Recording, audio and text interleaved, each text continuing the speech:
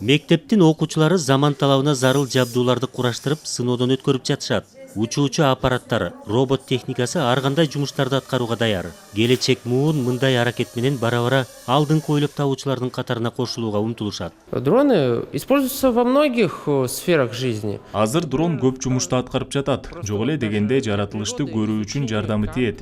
Биз бул учуучу аппараттын көп майда бөлүктөрүн өзүбүз кураштырдык. Планшет аркылуу карап башкара алабыз, анчалык алыс учпайт. Бирок келечекте жаңы долбоорду иштеп чыгууга өбөлгө түзүп жатат.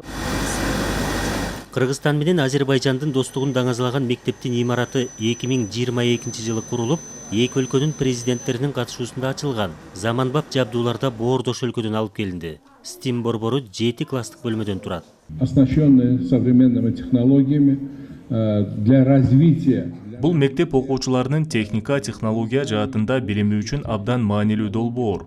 Балдардын ар тараптан өнүгүүсүнө өбөлгө болот деп ишенем. Бул программа Гейдар Алиев атындагы фонд жана Азербайжандын билим берүү министрлиги тарабынан ишке ашырылды. Билим берүү тармагындагы инновациясыз келечекти түптөө мүмкүн эмес. Мындан улам мектептеги STEAM борбордун тажрыйбасы жалпы өлкөгө жайылтылат. Бул жерде 3D принтерден баштап бүт робототехника жана ар кандай лазерлер менен укмуштуудай жабдыктар менен жабдылганын көрдүк.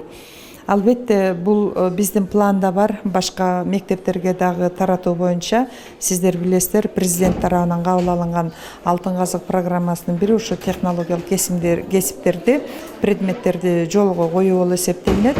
Бүгүнкү күндө бала бакчаларда 26 бала бакчада ушундай STEM бала бакчалары бар.